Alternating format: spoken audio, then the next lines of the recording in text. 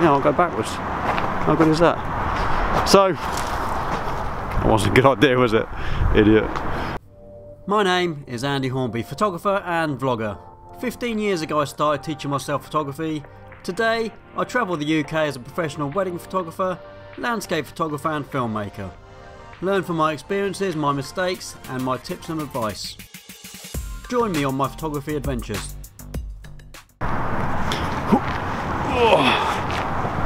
Down there.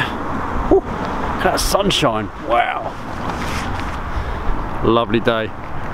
Welcome to another video. My videos at the moment are a little bit few and far between, mainly for the reason that I'm doing a lot of weddings and I haven't got a lot of time, so I haven't put out many videos. There's a few wedding behind the scenes videos going up and you'll see them probably once a week, sort of midweek time when I get a chance to edit those. They're quite good. I do love showing people what I do. I don't do a lot of talking at weddings because I'm obviously busy and I've only got one assistant. He's busy doing videos, I'm running around doing other stuff, so it makes it a little tricky to get lots and lots of talkies to the camera. There may come a time when that changes. God, that sun is beautiful. Just want to talk to you about the Sigma 35mm and how that's affected my wedding photography. And yeah, that lens is awesome. That lens is so good. Better than I thought it would be, to be fair. I mean, it's not cheap anyway. I bought it because I want to use it at weddings. So yeah, of course, I'm going to use it. But I didn't quite realise how much I was going to use it until I put it on. And to be honest, if you look back to, I think it was May last year, I did a video about my lens guide for wedding photography. And my 24-70 is my primary lens. It's on my camera 70%, that's what I was pitching back those days. Not anymore. Not now I've got a 35mm, that thing is an absolute beast. You all know the argument between having a prime lens and a telephoto lens. Telephoto lens makes things easier, you don't have to run around so much. Prime lens are generally a better lens, but you're restricted in your focal length. You know, so there's pros and cons of both. I've got two camera bodies, right? Everyone knows this by now, you should know this. I've got an A7iii which I've had for the last year, and I've recently bought the A7iii. My primary camera now is my A7iii because the focus system on that is just awesome, and my secondary body, being the A7R2, is got a lens. So I'll have a two lens setup for any given scenario. And if I take bride prep as an example, normally I'd have my 24-70 and I'd have my 85mm on, because I want to get some nice close, good background blur, you know, bokeh, good depth of field with the 85. You're not going to get better shots. And then I've got my 24-70 to get those environmental, you know, the room with all the bridesmaids and all that kind of stuff. But I found that what I've been doing is putting the 35 on my primary camera and having the 85 on my A7R2, and that is sustaining me for the whole of the bride prep. I've not had to change lenses. You know, you're quite close quarters inside a house or a hotel room, and you know, you don't need a long lens. You're never going to need a really long lens in that situation. So the 35mm, although I've got to do a little bit more walking around, having that prime, just get so many better pictures. I'm not ditching the 24-70. I love that lens. That G-Master lens is a fantastic lens, and it's 4 times the price, give or take, for the 35mm from Sigma. But I don't know, there's something about it that I just can't seem to take it off my camera, and it's just such a good lens.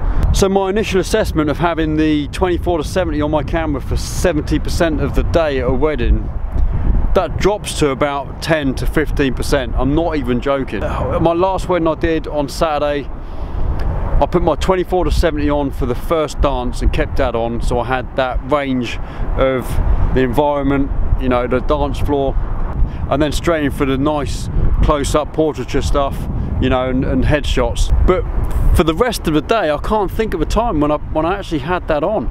I may have put it on for the group shots. Outside the group shots, I had the 24mm range for the groups. So I think that was it. The group shots and the first dance were the only time I put my 24-70 on my camera. All the other times I would use that lens, it was the 35mm. Yeah. And to be fair, that's the second wedding I've done, and it was the same for the other wedding too. The wedding I did the week before, it was the same for that.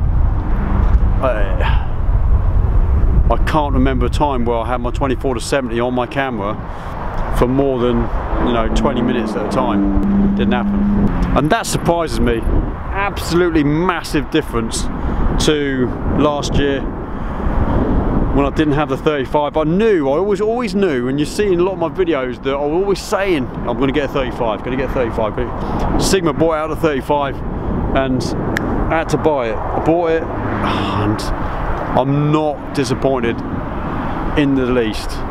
You know, it's not I'm never going to use my 24-70 again. I even use my 24-70 on landscapes, for God's sake, so I'll always get use out of it. It's a fantastic lens, but with a little bit of more walking to do, a little bit more work. You know, it's trickier when you're shooting wide open. I mean, it's a 1.4. The 24-70 is a 2.8, so at 1.4 you've got to get the shot spot on. But when you put on a system like the A7iii, it's an absolute beast. You don't miss.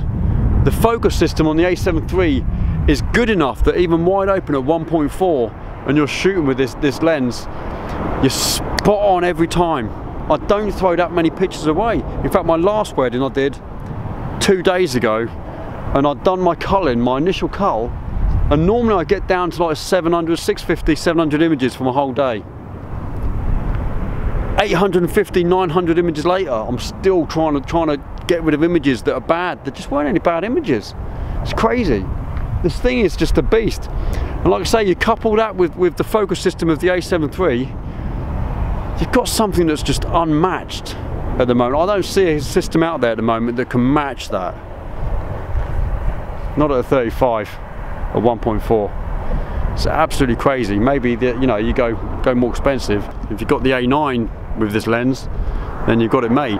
If you're just getting into portrait photography or wedding photography or anything like that, and you want to get a really sharp 35mm system, you're spending what, 2,500 quid. That's about $3,000 give or take, and you're set up with a really good system. Okay, you might not just want to shoot 35mm, but to have it in your bag, you ain't going to go wrong. This is a quick video. I didn't want to make it a long video. I don't want to talk too long. I've got a few other videos coming out soon. More wedding stuff, more behind the scenes at weddings, and I've got a new bracketing video coming out. Show you how to bracket your pictures if you're shooting.